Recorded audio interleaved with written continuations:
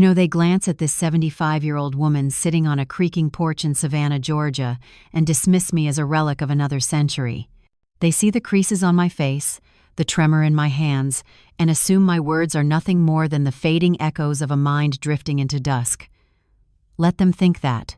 The real scars are not etched into my skin. They live deep inside, septic wounds carved into the marrow of my soul. The ghost that haunts me isn't gunfire from my late husband's days as a soldier, nor the whisper of storms that rattled our old grocery shutters. No, the sound that will stalk me until my final breath is far more ordinary and infinitely more monstrous. It is the dead, metallic slam of an industrial freezer door sealing shut. That was the sound of my world ending, the sound of betrayal, not from an enemy, but from the very child I once rocked to sleep, my son David. The same boy whose first steps I once cheered, who used to press sticky candy into my palm as a gift, was the man who watched the frost climb over my breath and timed the seconds until it silenced me. This is no story. This is testimony. It is the truth I crawled from the ice to deliver.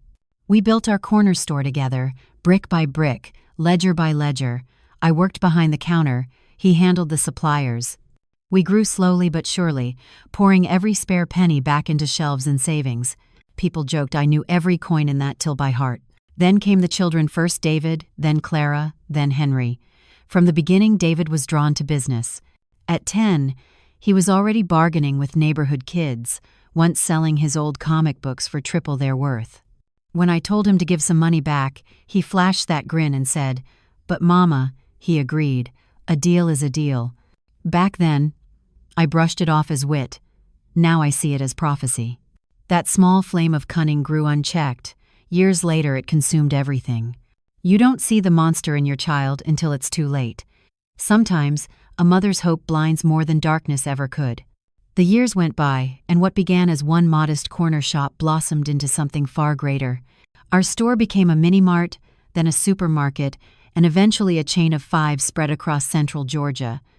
Nothing was handed to us. It was grit, sweat, and sheer will. I rose at 5 each morning and worked until my legs nearly gave out at night. It wasn't glamorous, but it was honest. Built brick by brick, ledger by ledger. Then life struck the cruelest blow. Robert, my husband of 56 years, collapsed at his desk one afternoon in 2003, a spreadsheet still beneath his hands. A heart attack claimed him before anyone could call for help. When David burst into the kitchen to tell me, I already knew. A sharp knot clenched in my chest before the phone even rang. That's what happens when 2 lives intertwine. For decades you feel the absence before the world confirms it. Neighbors and even family urged me to sell. "Lillian, you're 70, you've earned your rest." But age was no excuse for me. My mind was still sharp, my instincts unshaken. I vowed to keep going for Robert, for what we built together. David, my eldest, stood at my side. Degrees in finance and economics, already the chain's CFO, respected in town, married with 2 children. "Mom, you can let me handle everything," he would say, wearing that familiar smile of his father. And like a fool, I believed him.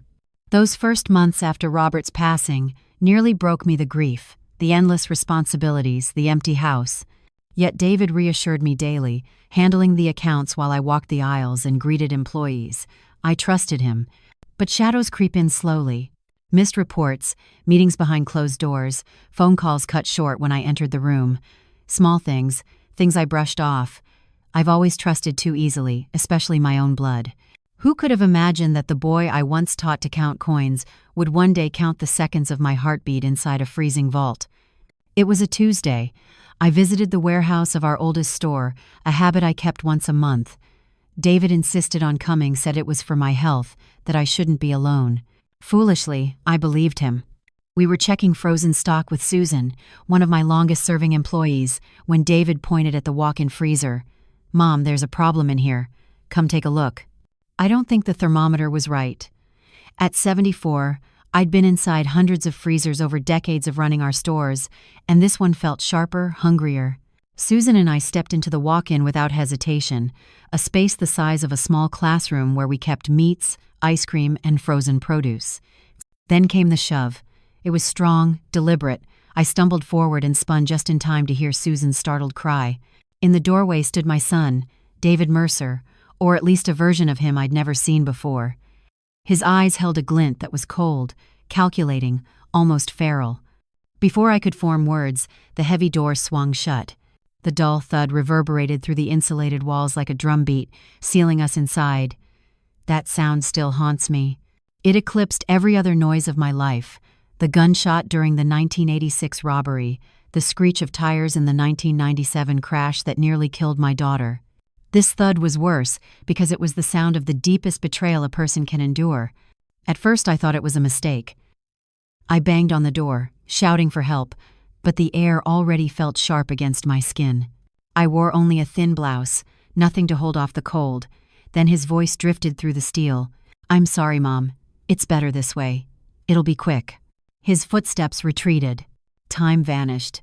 Later, doctors would tell me I spent nearly 7 hours in that box, 7 hours of hammering my fists until they bled, of screaming until my voice splintered. The cold crept from my fingertips up my arms and legs, stabbing me with invisible needles. But the worst pain wasn't physical. It was the storm inside my mind. Why? Had my love been a failure? Had my lessons on work and honesty warped into this monstrous greed? The questions spun like shards of ice. Then something shifted. A heat rose from deep inside me, not hope but defiance. Rage became my furnace. David would not author my final chapter. In that frozen tomb, I forced my brain to work rehearsing inventory lists, safe combinations, anything to stay awake as the hallucinations began swirling around me. That's when I knew I was dying. It's strange how, in that borderland between life and death, your mind becomes a theater screen. My entire life flickered before me in the cold, meeting Robert at a church dance in Savannah in 1950. Me just 18, him 22.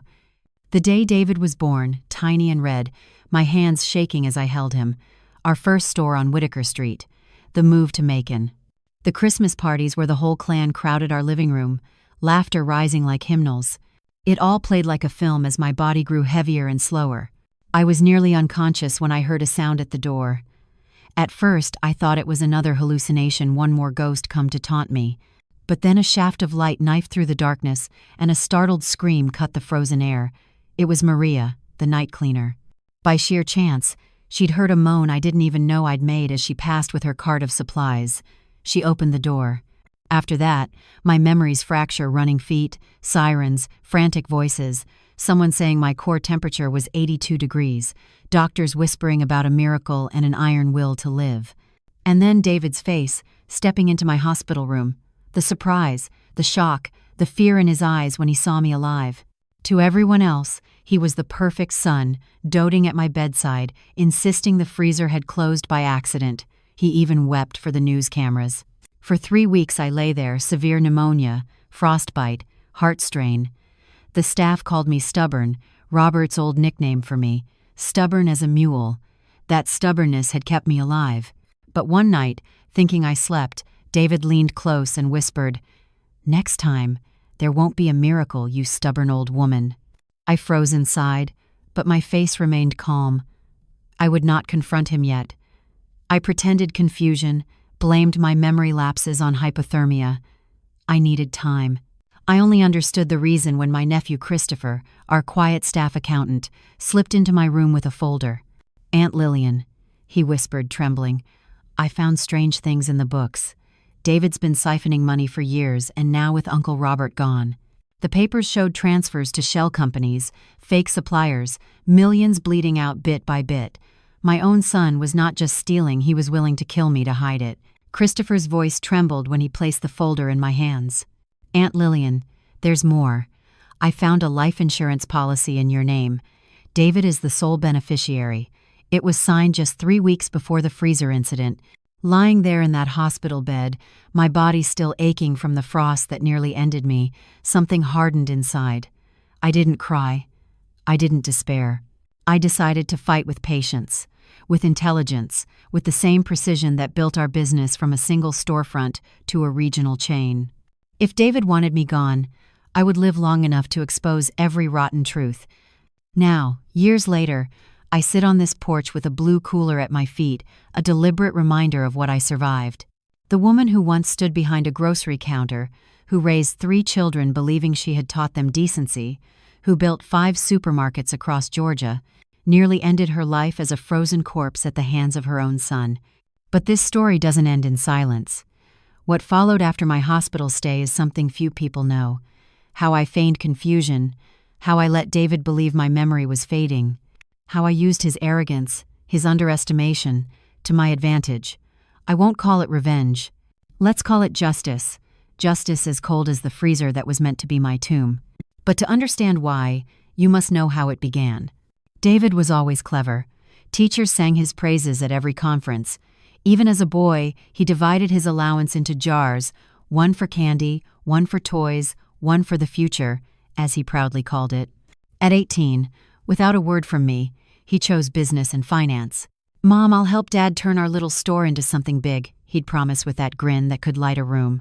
And he delivered.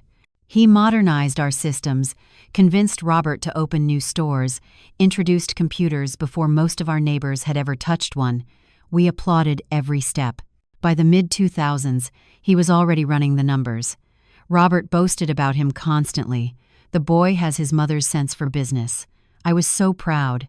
When Robert passed in 2003, it was natural for David to take more control.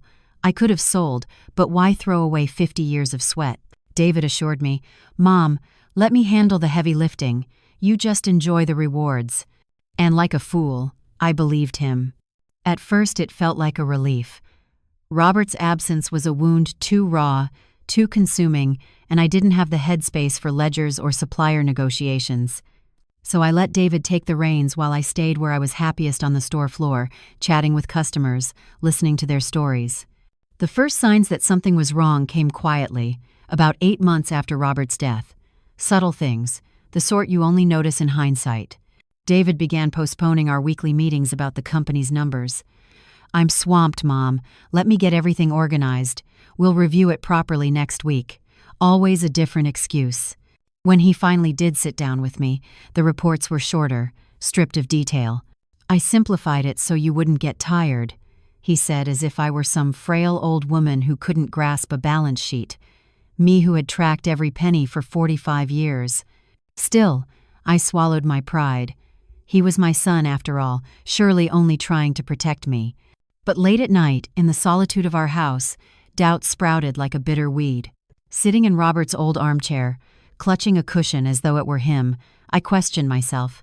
Was grief making me paranoid? Was age dulling my judgment? That uncertainty was its own prison. Because believing the worst about your own blood is agony. You cling to any other explanation because the truth that your son may be betraying you is too heavy to carry. Then the cracks widened. I spotted a sudden 30% sales drop at Store #3, our busiest location. "David," I asked, "how can numbers fall so sharply?" I was just there, business was strong. He didn't even blink. "It's the economy, Mom, and the construction on Main Avenue slowed traffic." It didn't add up. None of the other stores had suffered that badly, and the roadwork lasted barely 10 days. But I let it go, convincing myself I was overthinking. Soon, longtime employees were dismissed, necessary restructuring. Trusted suppliers were replaced with unfamiliar names, better prices. He slid papers under my pen with increasing frequency. "Just bureaucracy, Mom. I've handled the hard parts for you." One afternoon, walking down the hall of the main office, I heard a sharp argument behind his door. The voices were heated. One was David's, the other was Christopher's, my nephew in accounting. When the door burst open, Christopher strode past me, face flushed, eyes dark with anger. David followed, adjusting his tie the way he always did when cornered. "Is there a problem, son?" I asked, trying to keep my voice calm. "Nothing, Mom," David replied smoothly. "Christopher is mixing things up, comparing apples to oranges. I've already cleared it all." The next morning I learned Christopher had been promoted to manage the farthest store in the next county. "A reward," David said. It sounded like exile to me. But once again, I swallowed my suspicion. Not long after, I noticed Jessica, my daughter-in-law, pulling away. We'd always had a cordial relationship, not intimate like mother and daughter, but warm, respectful, with genuine affection. She used to bring the children to Sunday lunch. sometimes even stopped by with sandwiches during the week. Then, almost overnight, the visits dwindled. Every invitation I made met a polite excuse. The kids have soccer practice. I promised my mother I'd help her. David's not feeling well, better not risk it. My grandchildren drifted too. James, once my shadow, barely brushed my cheek with a kiss. Little Olivia, who used to beg to bake cookies with me, now preferred to stay home with her video games. That ache cut deeper than frostbite ever could. One lonely Sunday afternoon, I decided to clean Robert's office at home, a room untouched since his death. I opened drawers, sorted papers, organized files. That's when I found an old folder with Robert's meticulous notes. Inside was a complete inventory of every property, vehicle, account, and investment, updated just months before he died. Out of habit, I compared his list with what I'd seen in David's reports. The differences hit like a slap: a warehouse in the industrial district missing, 2 valuable plots of land gone, a sizable mutual fund, Robert's emergency reserve, vanished. I wasn't naive. I had worked too long not to know when something was rotten. My heart resisted the truth, but my head knew. My son was bleeding me dry. I needed proof. The next day, I feigned a backache and arrived at the office early, using the master key Robert always insisted I keep. In David's pristine office, I opened a side cabinet. There, in a folder marked restructuring, the truth lay waiting. Documents of property transfers for laughable sums sold not to strangers, but to DM Investments. My son's initials, bold on every page. It's one thing to suspect. It's another to see betrayal in black and white. In that cold, silent office, I realized my son was gone, and I was utterly alone in the fight ahead. It wasn't just ink on paper. It was the final nail in the coffin of the son I thought I knew. In a single moment, the whole world Robert and I had built shattered, leaving me standing in the rubble. David wasn't simply making mistakes. He was transferring the company's assets to a private shell he controlled. As I kept digging, I uncovered inflated invoices from unknown suppliers, service contracts with ghost companies, and draft documents preparing to strip ownership of our most profitable stores. It was a patient, carefully constructed scheme. My son was hollowing out the business from the inside. I snapped photos with my phone, slid everything back into place, and walked out before the staff arrived. My heart ached, but my mind was sharper than ever. Now I had proof. I needed someone trustworthy, an expert but outside the company's reach. I thought of Henry Caldwell, a retired accountant and Robert's friend for over 40 years. I called him, and we met at his house over coffee, far from curious eyes. Henry studied the documents for 2 hours, his brow furrowing deeper with each page. "Lillian, this isn't sloppy embezzlement. It's a surgical operation to strip assets. He's carving out the valuable pieces and leaving a shell full of debt. If this continues, the company will collapse into bankruptcy." The word hit like a fist to my chest. Bankruptcy for the chain Robert and I had built with sweat, the stores that fed more than 200 families. Henry pointed to one page. "This transfer here? Disguised as a reorganization. If you sign, you lose decision-making power. You'd be reduced to a minority partner with no voice." I remembered David pressing me just last week to sign a routine paper. I had set it aside to read later. Now I understood his urgency, his constant calls. "And the worst," Henry added gravely, "moves like these usually mean he's preparing to remove the last obstacle you." I left with Henry's promise to help build a full dossier. We agreed I'd play the part of the trusting mother while gathering more evidence. The next day, during a meeting David tried to delay, I tested him. "Son, I was thinking of visiting that warehouse in the industrial zone. It's been years." His face blanched before he forced a smile. "Mom, that place is worthless. Full of leaks. We should sell it." Sell? The city had just announced a new business district there. That land had tripled in value. "Well," I said evenly, "before deciding, I want to see it myself." His eyes flickered with panic. "Tomorrow's impossible meetings all day. Maybe next week." I nodded, pretending to believe him. But in that moment, I knew. David was scrambling, and I had just forced his hand.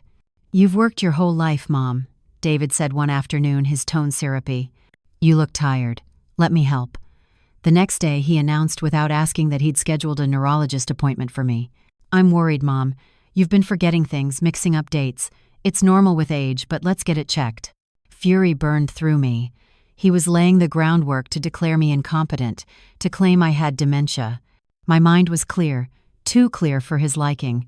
This was a cruelty deeper than theft, not just stealing my company, but my credibility, my very identity. Still, I went.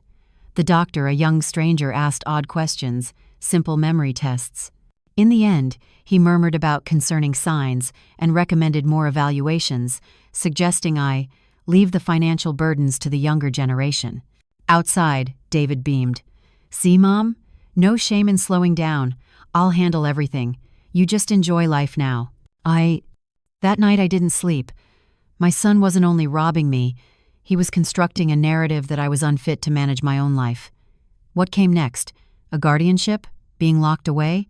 The next morning I phoned Henry Caldwell in secret.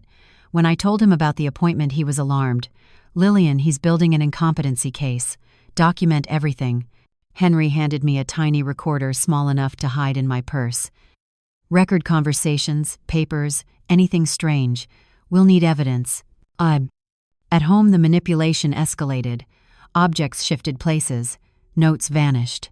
One morning, my car keys, which I'd left on the kitchen table, reappeared inside the refrigerator. I knew I hadn't put them there. David wanted me to doubt myself.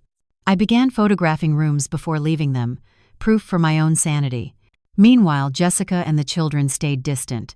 During one of their rare visits, I tried to probe her. Jessica, I'm worried about David. He seems tense. Everything all right with the business? She avoided my eyes. Everything's perfect, Mrs. Mercer. David just works too much. She glanced at the clock every few minutes, anxious to go. Was she complicit? Or simply another of his victims? One day, I decided to stop wondering. I drove to their house unannounced. The housekeeper let me in, murmuring that Jessica had stepped out but would return soon. I settled in the living room, pretending to read a magazine when a small voice drifted from down the hall. James, my 5-year-old grandson, was on the phone in his room, door ajar. But Dad, I don't like lying to Grandma. Yeah, I know she's sick, but okay. It's for her own good. Okay, I won't mention the trips again. Trips? My blood chilled. The beach house you bought, when can we use it? I get it. Only after Grandma's problem is solved. Okay, Dad. The poison had seeped into the next generation, tainting the one thing I held sacred. This was no longer just a business scheme. It was the slow destruction of my family. A beach house? David's CFO salary could never buy one unless it was with stolen money. When Jessica finally arrived, she nearly dropped her groceries seeing me. Mrs. Mercer, I didn't know you were coming. It was an impulse, dear. I wanted to see the children. James is here, isn't he? I heard his voice. Oh. Her eyes flickered. Oh, he went out with friends. He won't be back until late. She was lying. I smiled, pretended to believe her, and left with a heart like lead. My son was not only robbing me, he was teaching his children to lie to their grandmother. The next day I took a bolder step. I had my driver take me to the county recorder's office where all our properties were registered. The clerk, who had known me for decades, looked uneasy. Mrs. Mercer, these files were just updated. Your son came in 2 weeks ago. I still want new copies, I said, and I want to see every change. After some persistence, the papers were in my hands, and what I saw froze me. Multiple properties already transferred to DM Investments. Others in process, awaiting my signatures clearly forged. That night I stopped pretending. I invited David to dinner. Over dessert, I slid the county documents across the table. Son, I asked evenly, explain why our company's assets are being transferred to a firm called DM Investments. His smile faltered, and for the first time I saw the mask slip. David shot to his feet, his wine glass crashing to the floor. You really are senile, he sneered. I'm saving our assets, modernizing everything, and you come at me with absurd accusations? It must be your age, Mother. Your judgment is failing. So that's your plan? I asked, my voice steady. To say I've lost my mind? To have me declared incompetent so you can take everything? His eyes turned to ice. No one will believe you. I have medical reports, witnesses. Everyone sees you're not the same since Dad died. In that moment, certainty washed over me. The false doctor's visit, the misplaced objects, the sudden isolation, they were all part of his scheme. "Get out of my house," I said, holding back tears. "And know this, I will fight for what's mine, for the legacy your father and I built over 50 years. David laughed, sharp and cruel. "Good luck proving anything, old woman. Who will people trust, the respected businessman or the confused widow?" His mask was gone. This was no longer just theft. It was war for my very identity. After he stormed out, I sank onto the sofa, trembling not with fear but outrage. My own son had declared me an obstacle to be eliminated. The pain was raw, but tears would have to wait. I needed to act. I called Henry Caldwell and told him everything. He was alarmed. "Lillian, this is worse than we thought. If he's so bold, he believes he's untouchable. We need to move faster."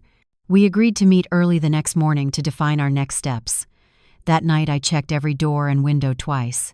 For the first time in my life, I feared my own son. Sleep eluded me. Questions gnawed. Where had I gone wrong raising him? What poison ambition turns a child against his own mother? What I didn't know was that David's timeline had accelerated. He was done hiding behind false smiles. His method would be as cold as it was efficient an industrial freezer. But what he never imagined was that his plan would mark not my end, but the beginning of his ruin. "Not yet," I told Henry firmly at the diner.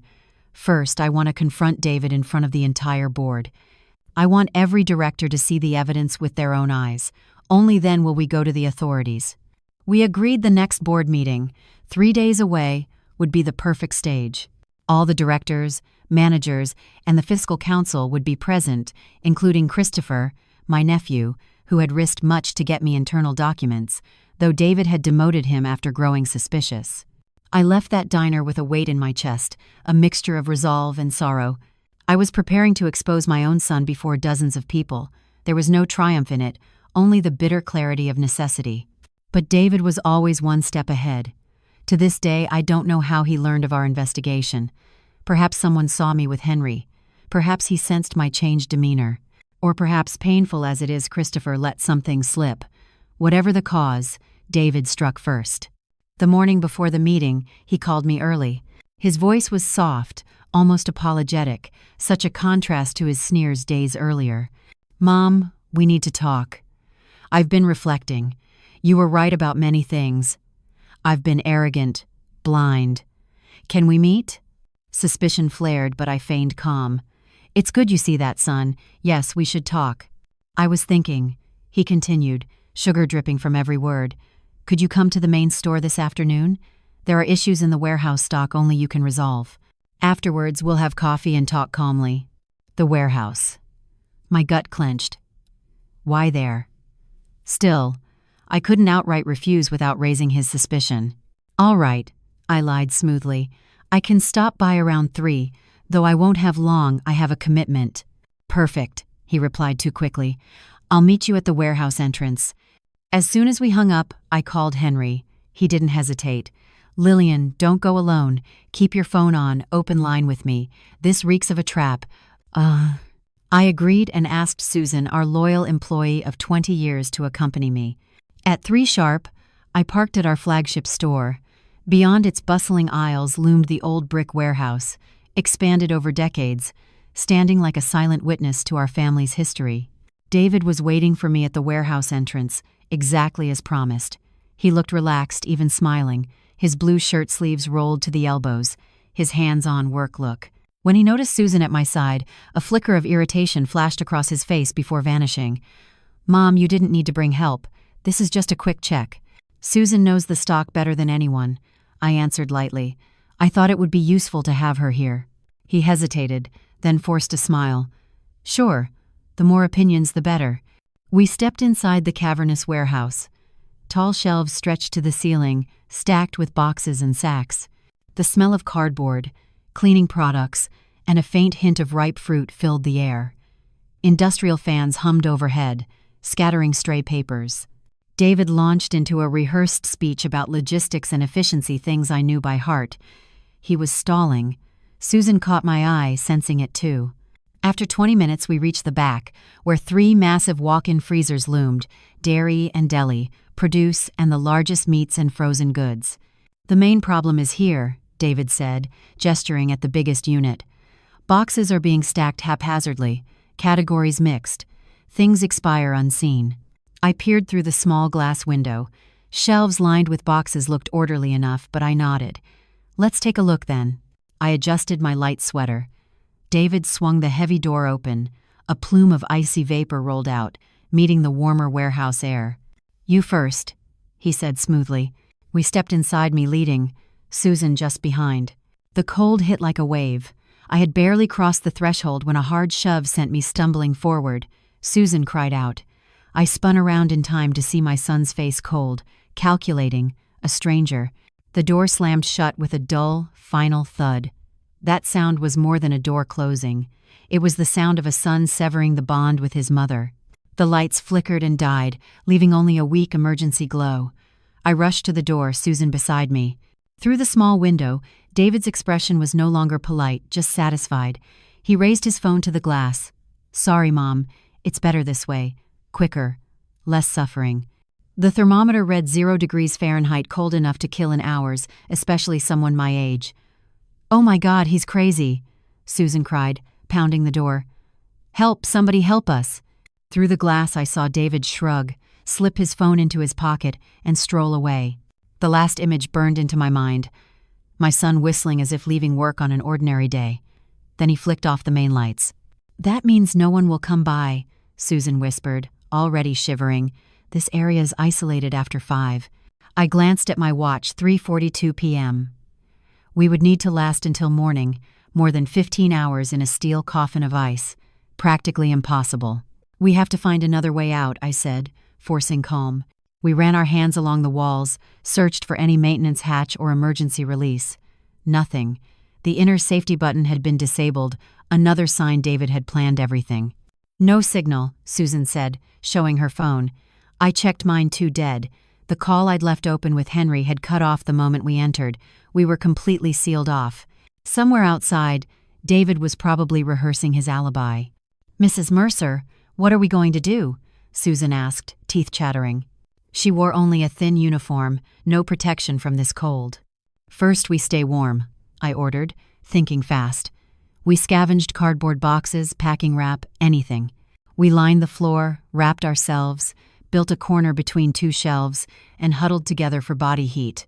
"Keep moving when you can," I told her. "We have to keep the blood flowing." Time crawled. Every minute felt like an hour. The cold seeped into my bones like needles. My fingers went numb. Then my feet. The pain became a burning, then a terrifying void. "Why would your son do this?" Susan whispered finally. I told her about the stolen money, the forged transfers, the board meeting where I'd planned to expose him. "He realized I knew everything," I said hoarsely. "He decided to silence me before I could speak." "But why me?" "You're a witness," I answered. "Collateral damage." As hypothermia crept in, Susan began to nod off.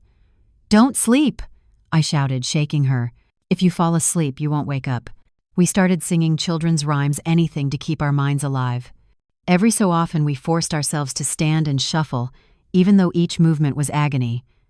I glanced at my watch, 8:17 p.m. We had been inside for nearly 5 hours. The miracle was that we were still alive, but I knew it couldn't last much longer. My legs barely responded. My lips were cracked, my face numb to my own touch. Around 9 o'clock, the first hallucinations began. In the corner of the freezer, Robert appeared, smiling gently, waving as though calling me over. I knew it wasn't real, that it was my brain freezing, but it was still comforting. "Robert," I murmured. "Did you come for me?" Susan's voice quavered. "Mrs. Mercer, who are you talking to?" I didn't answer. The visions multiplied, my children running between shelves, my mother knitting calmly, our wedding day, David's birth, the opening of our first store, Christmas dinners. "Stay with me," Susan begged, her voice echoing as though from a tunnel. Her lips were blue, her face pale as paper. She was slipping into advanced hypothermia. "Let's move," I commanded, though my voice sounded alien. "We need to get blood circulating." We crawled across the frozen floor, our muscles sluggish, as though our bodies no longer belonged to us. Then I heard voices, not hallucinations, but real ones, muffled through the door. "Terrible accident. Looking everywhere," David's voice feigning concern.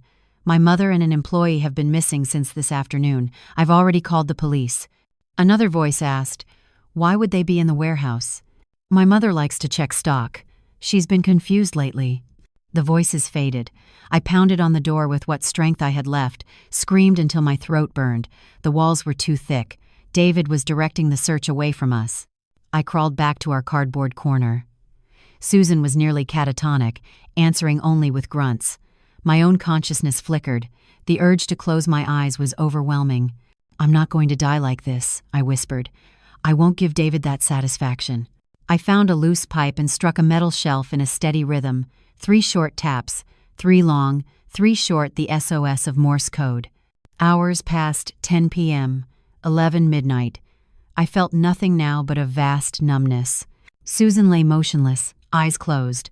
My tapping became automatic, echoing through the freezer's silence until, at last, a new sound cut through it. The door creaked, but who was on the other side? A savior? Or another trap? My story is far from over. If you followed me this far, don't let go now. Hit subscribe so you don't miss the next part, where the truth behind my son's betrayal explodes into the open.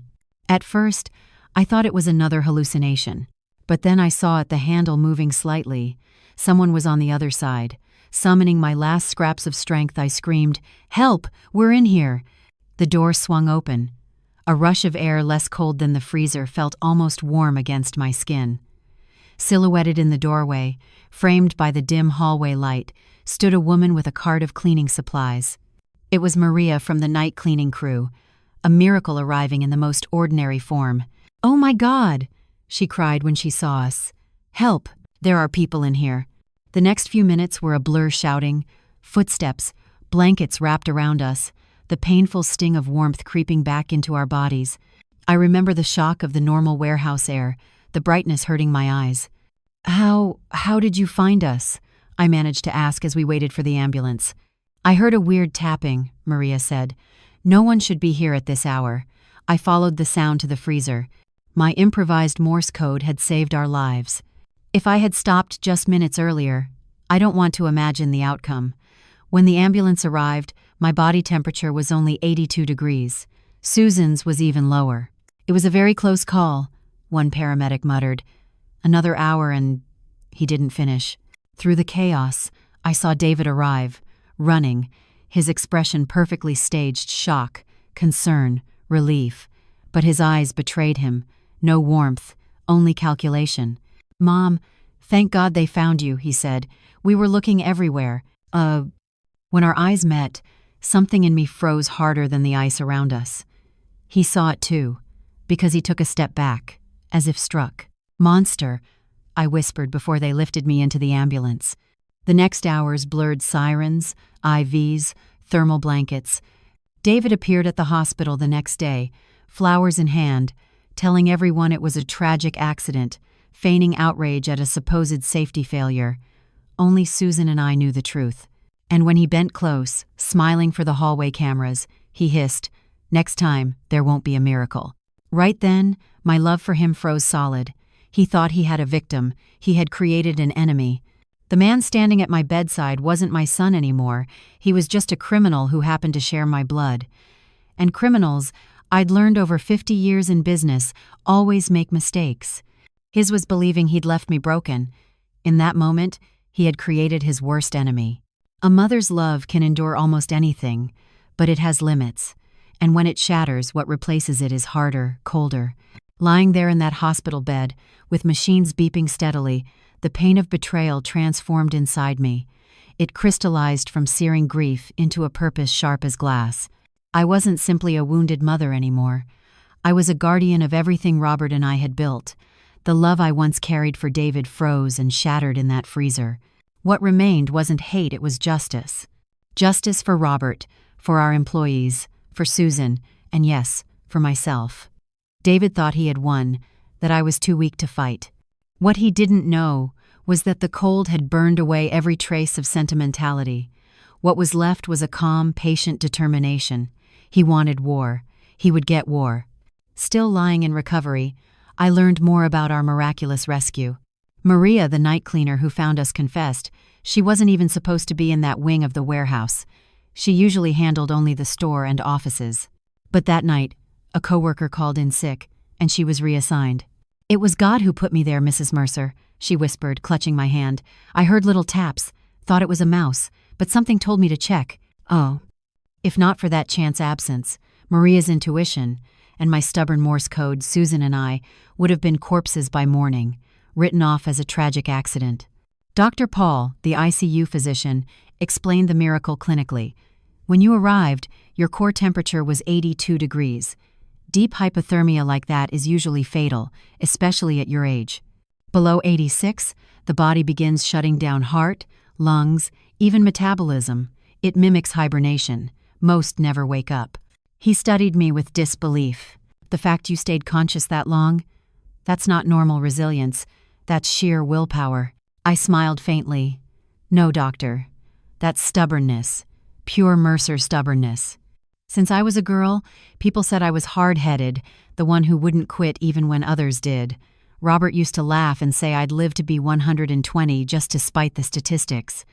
Neither of us imagined that stubborn streak would one day save my life in a freezer. Beyond the hypothermia, I developed severe pneumonia from hours of breathing ice-cold air. My lungs, already weakened by age and old bouts of bronchitis, reacted badly. The cough came first, then fever, then the struggle for breath. Soon I was intubated, a ventilator doing my breathing for me. Poor Susan was even worse. Younger than me, but with fragile health from uncontrolled diabetes, she slipped into a medically induced coma for nearly a week. The doctors weren't sure either of us would avoid brain damage after such low body temperatures. During those first days, David never left my side. To outsiders, he looked like the perfect son, consulting doctors, hiring specialists, sparing no expense. "You're strong, Mom. You'll get out of this in no time," he whispered, squeezing my hand while I lay silent beneath the tubes. But in private moments, the mask would slip. His jaw tightened, his eyes went cold. Once, believing I was too sedated, I heard him mutter, "Why don't you just die already, you old woman?" That was when the idea formed.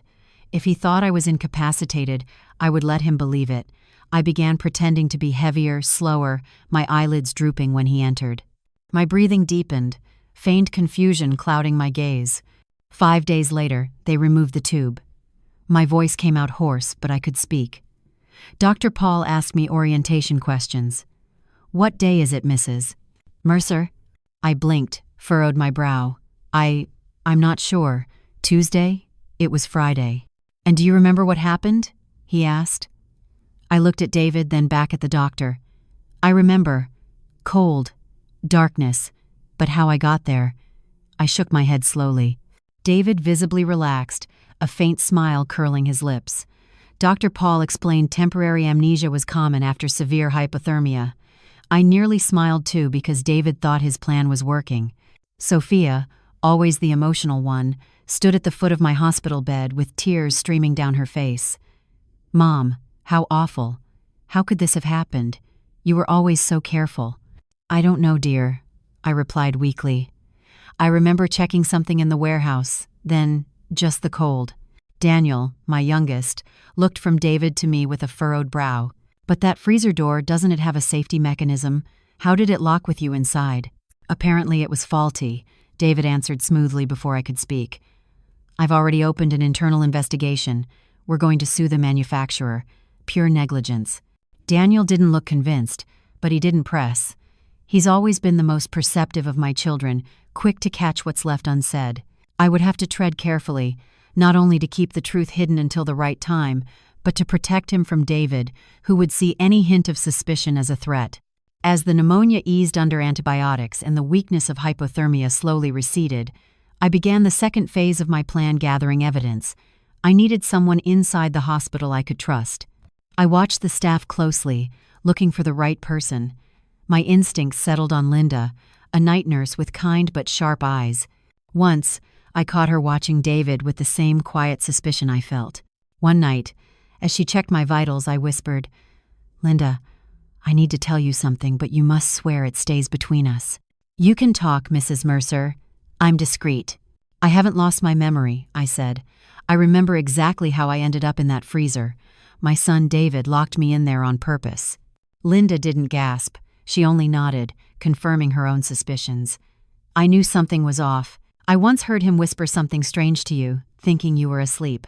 I told her everything: embezzled funds, forged transfers, my feigned confusion. How can I help? She asked. I need a small recorder, I said, and a way to contact Christopher and Henry without David knowing. The next night, she brought a digital recorder, no bigger than a lighter and a prepaid cell phone. Thank you, I whispered. My first husband tried to kill me too, she said softly. I know what it's like when no one believes you. As soon as she's discharged, I'll solve the problem for good. I have a plan B. Every one of those words was captured on the tiny recorder I hid sometimes in my gown's pocket, sometimes under my pillow. Linda helped me recharge the battery and quietly transferred each audio file to a USB drive hidden in a fake medicine box. Using the prepaid phone, I contacted Christopher, my nephew, and Henry, my old friend and accountant. Both were relieved to know I was lucid and even more determined to help after learning about David's attempt on my life. I've taken medical leave, Christopher told me. Stress, burnout. David didn't question it. The less I'm around, the better for him. But I'm using this time to dig deeper remotely and document everything. Henry, for his part, continued to comb the financial records. I've found 3 more shell companies, he reported, all receiving payments for services never rendered. And he hired a succession lawyer 2 months ago, right after you started sniffing around. The picture of David's betrayal was filling in, but I still lacked a direct confession, something undeniable. That opportunity came 3 weeks into my hospitalization, when the doctors finally set a discharge date. I was weak, but the pneumonia was easing. David came in, smiling his perfect son's smile. I've already arranged everything, Mom. I've hired a trusted nurse to stay with you 24/7. And I thought the lake house would be perfect for your recovery, fresh air, quiet, away from the city. Lake house? We'd never had a lake house, but I kept my face neutral, playing the role of the confused patient. I think so, son. If you think it's best. It's ideal, he said smoothly. No one will bother you there. The perfect place to finish what the freezer hadn't. When he left for discharge paperwork, I activated the recorder and called his phone, feigning confusion. Son, which lake house are we going to? Lake Erie? I can't remember when we bought it. Less than 10 minutes later, he burst back into the room, eyes blazing. Mom, why are you calling about the lake house? You know very well we bought it recently. I feigned fright at his reaction, my voice trembling. I don't remember well, son. Just flashes, random bits of memory. Sometimes numbers, documents. I don't know if it's real or my imagination. David leaned over me, his whisper low but full of menace. Listen carefully, old woman. I don't know how much you really remember, but you'd better keep pretending. Because if you start talking, what happened in the freezer will feel like a vacation compared to what's coming. My widened eyes were partly an act, partly genuine. Son, why are you talking to me like this? You're scaring me. I'm just being clear, Mom, he said, adjusting his tie the way he always did when nervous. You had a traumatic accident. You lost part of your memory. Accept it and move on. Let me take care of everything, the company, your treatment, your life. It's safer that way. Safer for whom, I thought, but I only nodded, lowering my gaze, playing the confused, submissive mother he wanted. After he left, I checked the recorder. It had captured everything: the veiled threat, the freezer reference, the implication about the land sale money. Not a full confession yet, but substantial. Linda came in and noticed my agitation. Did something happen, Mrs. Mercer? I told her about David and the mysterious lake house. He plans to take me somewhere isolated as soon as I'm discharged. I'm sure it's not for recovery. You can't go, she said, frowning. It's handing him your neck. I don't intend to, I replied. I'll make him think I'm going, but we must speed up our plan. That night, with David at a meeting, Christopher slipped in. Auntie, I found something big, he whispered, pulling out a folder. I accessed David's corporate email. He researched hypothermia before the accident, how long someone your age would survive. He planned it all. A chill ran down my spine. There's more, Christopher said. He took out a $5 million life insurance policy on you 3 weeks before the freezer incident, forged your signature. And that lake house? It's real, a $4.8 million mansion in the Hocking Hills, bought by DM Investments. He's building a new life with your blood. What about Susan? I asked. She woke up yesterday, Christopher said. Still weak but no brain damage. David knows. He looked disturbed. We need to protect her, I murmured. Christopher nodded slowly, his face grim. I've already thought about that, he said. I spoke with Susan's brother. He's at the hospital every day. He's going to keep watch. He won't let David be alone with her. We spent the next hour sharpening our plan. The ideal outcome would be a confession from David himself, something undeniable. We had to move before my discharge in 3 days. He had to believe I was helpless, dependent, and utterly trusting. Only then would he lower his guard. The next morning, when David came to visit, I put on my performance. I sat propped against the pillows, a shawl over my thin shoulders, pretending to struggle with the teacup he handed me. Son, I whispered, letting my voice tremble, I'm frightened to go home. What if something happens? What if I can't take care of myself? That's why I arranged everything, Mom, he said, sitting on the edge of my bed and clasping my hand. The lake house is perfect for your recovery, and I'll stay with you at first until you're settled. You're so good to me, I murmured, hating every false word. The others don't even call, only you care. A flicker of satisfaction crossed his eyes. You know I've always carried the weight, he said, smoothing his tie. Since Dad died, I've managed the company, the family, everything. The others just take. That's true, I replied, feeding his ego. Robert was so proud of you. His jaw tightened. He never really recognized my worth. Always thought he knew better. The company only grew after I took over. And now you're in charge of everything? I asked gently. All the changes Dad wouldn't allow? Exactly, he said, his voice warming with pride. I have plans, expansion, diversification. In 5 years we'll double in size. How wonderful, son, I said softly. And me? Will I still be owner on paper? He hesitated, then smiled. Of course, Mom, you'll always be president. But with your health, it might be better to transfer some legal responsibilities to me, just to keep things running smoothly. I understand perfectly, I said with my most innocent smile. You only want what's best for us. He relaxed, believing me completely. David's expression changed subtly, just a flicker, but enough for me to see it. Not guilt, not really. More like irritation that his plan had failed, that I was still breathing. That night, when the hospital wing was quiet, I heard the faint sound of my door unlocking. I slid the recorder beneath my pillow and slowed my breathing. My eyes were barely slits as I watched my son slip into the room. In the dim light of the monitors, he didn't look like my child anymore. He looked like an accountant calculating how to remove a liability from the books. He checked my nightstand, moved my official phone, tapped it a few times, then replaced it exactly. I waited until the door clicked shut before checking. As expected, he had altered my settings, location tracking, new passwords. He planned to monitor me after discharge. The next morning brought a shock. Susan, still pale but conscious, arrived in a wheelchair pushed by a nurse. When we were alone, she gripped my hand. Mrs. Lillian, please tell me you remember. About David locking us in there. Her eyes were too raw to fake. I remember everything, I whispered. Relief flooded her face. Thank God. The doctor said maybe it was hallucination from the cold, but I know what I saw. Your son locked us in on purpose. I know, I said. I'm gathering evidence, but we must pretend otherwise. He's dangerous. Susan nodded, trembling. By the next day, I was discharged. Linda helped me dress, slipping the prepaid phone into my coat pocket. Christopher and David, the accountant, will track you, she murmured. We'll know exactly where he takes you. Thank you, I breathed. You're risking your job. Some things matter more than jobs, she said. When David arrived, I leaned on his arm like a frail, medicated old woman. In the car, I babbled nonsense, staring blankly out the window. We're just picking up a few clothes, he said, then off to the lake house. Inside my room at home, I snatched the USB of evidence, the hidden phone charger, a wad of cash, everything I'd arranged with Christopher. Back in the car, I saw the 2 small suitcases in the trunk. This wasn't a retreat, it was a one-way trip. We drove an hour into the Georgia countryside, not toward Lake Oconee as promised, but down lonelier roads. When the hidden phone vibrated in my pocket, I knew it was Christopher's signal.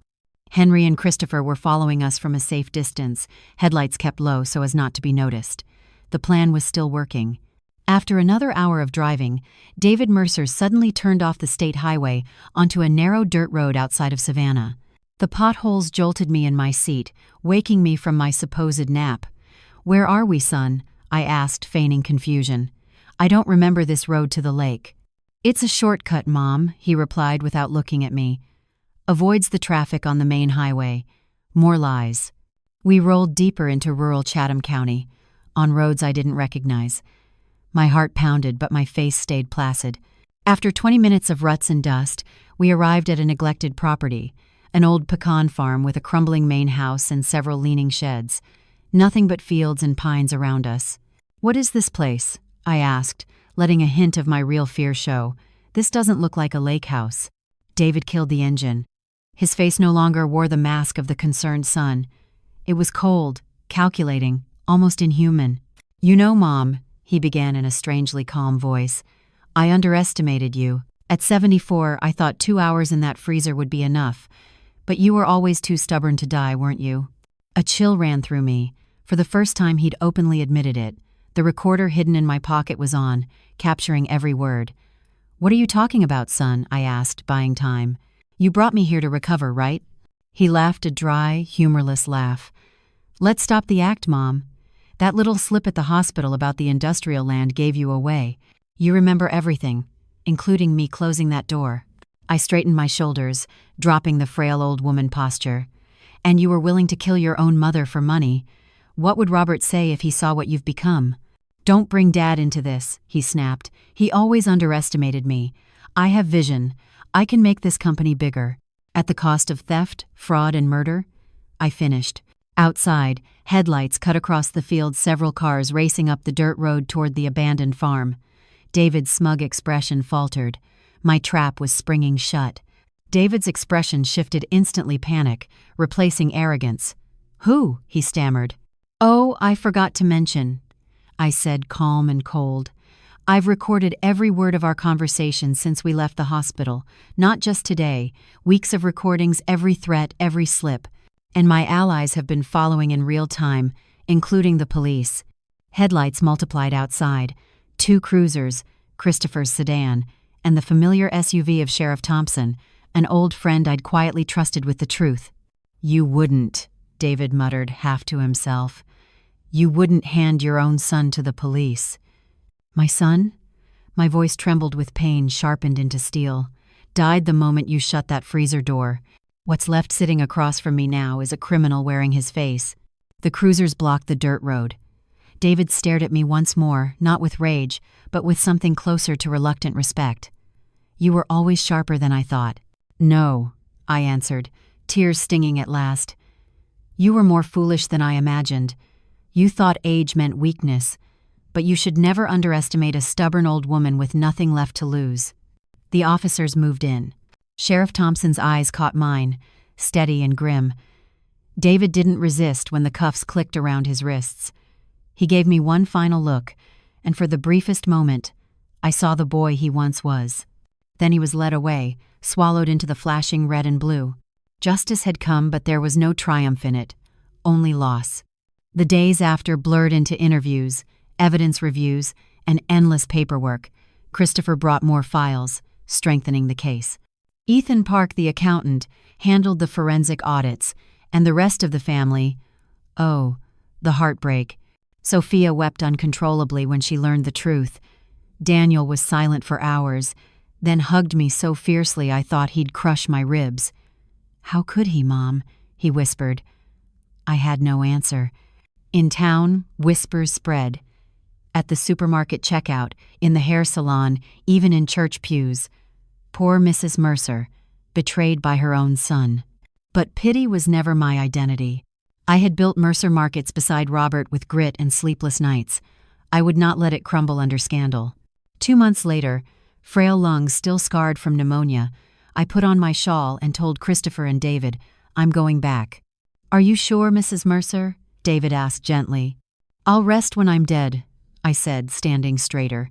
"And I've been close enough to that already." Stephen froze for a moment, then forced a laugh. "Of course, Mrs. Mercer. Please, sit." The room was silent, everyone watching. I placed my folder of documents on the table with deliberate calm, letting the sound echo. "Thank you all for coming," I began, my voice steady, amplified just enough by the microphone. "Today, as every August 15th, we celebrate the founding of Mercer Markets. My late husband Robert always said this day wasn't about profits, it was about values, integrity, loyalty, responsibility, words that built this company and fed hundreds of families." I paused, scanning the faces before me. Some looked proud, others looked terrified. "Unfortunately," I continued, "those values have been betrayed. Betrayed by people who thought the company was theirs to bleed dry. Betrayed by greed. Betrayed by my own son." A ripple of shock spread through the room. I opened the folder and lifted the first page. These are certified copies of contracts, transfers, and false invoices. Over 40% of our assets were siphoned into shell companies controlled by David Mercer. Gasps. Murmurs. Some directors glanced nervously at each other. Frank shifted in his seat, sweat dripping down his temple. Richard paled. "This isn't rumor," I pressed on. "This is fact. Investigated and confirmed by an independent law firm and Sheriff Thompson's office. Every signature, every false transfer, every embezzled dollar." I could feel my hands trembling slightly under the table, but I didn't let it show. Instead, I fixed my eyes on the people who had stood by David's side, daring them to deny it. Stephen rose, stammering, "Surely this is a misunderstanding." "Sit down," I cut him off sharply. "The time for excuses is over." Christopher stepped forward from the side of the stage and connected a projector. Images filled the screen behind me: bank transfers, forged signatures, even a transcript from one of David's recorded threats. The silence was deafening. Somewhere in the back, someone whispered, "Oh my God." I leaned closer to the microphone. This company was built on sacrifice, Robert's, mine, and every loyal worker's. I will not let it be destroyed by fraud and betrayal. Today, Mercer Markets begins again. Applause broke out slowly, then built into a wave. For the first time since the freezer, I felt truly alive. The revolution had begun. David Mercer swallowed hard, his eyes darting to his cronies for support. None came. One by one, they looked down at their papers, suddenly fascinated by the folders Christopher had just handed out. It was the first small victory of the morning, but it sent a ripple through the room. The auditorium of Mercer Markets headquarters in Savannah, Georgia, normally a hub of quarterly updates and polite applause, held more than 80 people that day: directors, suppliers, managers, even longtime cashiers who had come in on their day off. In the third row, Susan Reyes sat wrapped in a light shawl, still pale from her ordeal but determined to witness this reckoning. Our eyes met. She gave a small nod of encouragement. The meeting had opened with David's manipulated slides, fake growth curves, phantom expansion plans, unrealistic profit margins. I watched from the center chair, my fingers resting lightly on the microphone, noting every omission, every lie. Christopher squeezed my hand under the table, our silent signal that we were ready. When my turn came, the room expected a perfunctory speech from a convalescent matriarch. Instead, I rose slowly, squared my shoulders, and adjusted the mic. "Good morning," I began evenly. "First, thank you for coming. Some of you have been with us for decades. Others joined only recently. All of you are part of this family's story. And today, I must tell you the truth." I paused, scanning the rows. "As you know, months ago I survived being locked in a freezer for 7 hours. The doctors called it a miracle. A few polite chuckles. I call it stubbornness. More nervous shifting. During my recovery, I reached 3 conclusions. I went on. 1. Life is too precious to waste on people who betray your trust. 2. Our legacy is worth protecting. And 3. I let the silence build. My son David Mercer and several of you in this room have been systematically stealing from this company for 3 years. The air went heavy, as if the building itself had stopped breathing. "I am not confused," I said as Stephen tried to interject. "And I have proof." At my cue, Christopher began distributing the evidence packets, dates, amounts, forged documents, offshore accounts, every signature. On the screen behind me, a slide appeared. DM Investments, David Mercer's shell company. This, I said, my voice like steel, is only the beginning. Frank's chair scraped loudly as he tried to stand. His eyes darted to the exits like a trapped animal. On page 12, I said evenly, you'll find the most disturbing evidence of all documents proving that what happened to me in that freezer was no accident, but a carefully planned murder attempt. The auditorium erupted. Gasps, murmurs, even a few cries of disbelief. Even many involved in the financial fraud clearly hadn't known this part. I lifted a small USB drive. Inside, I continued, are recordings of my own son, David Mercer, admitting that he locked me in that freezer to die, calculating how long a 74-year-old body would take to succumb to hypothermia at 0 degrees, forging a $5 million life insurance policy in my name to cash in after my death. Faces turned pale. Some employees looked sick. As planned, Christopher signaled our hired security to discreetly cover the exits. No one would slip out now. All of these materials, I said, have already been delivered to the FBI, the IRS, and the district attorney. Some of you already have subpoenas. The rest will soon. Stephen finally blurted out, his voice cracking, "This is absurd. She's senile. We'll challenge every accusation." I smiled, waiting for him to finish. You know, Stephen, that's exactly what you all tried to prove, that I was confused, disoriented, incapable of running my own business. You even paid a neurologist to fake a dementia report. I paused, savoring the reveal. But what you never realized is that I was faking it the entire time. Every lapse, every moment of frailty, it was all an act to make you careless, to let you leave a trail of evidence, and you left plenty. The shock on their faces was priceless. They weren't facing a confused old woman, they were facing a strategist. While you celebrated, I was gathering evidence, hiring lawyers, preparing for today, the day I take back control. Right then, the auditorium doors opened. Sheriff Thompson strode in with uniformed officers. These gentlemen, I announced, hold arrest warrants for 7 people here, including Stephen, Frank, and Richard. Chaos broke. Frank tried to bolt and was tackled by security. Stephen shouted incoherently. My voice boomed. Sit down. The room fell silent. Susan rose slowly, eyes brimming. We locked gazes. She nodded once, and I knew. The nightmare was finally over. You did it, Mrs. Mercer. You got justice. We did it, Susan. I corrected her softly. Without your courage to testify, without your strength to survive that freezer with me, maybe I wouldn't be here today. The following weeks were relentless.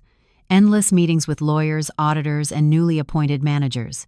Restructuring a chain of our size didn't happen overnight.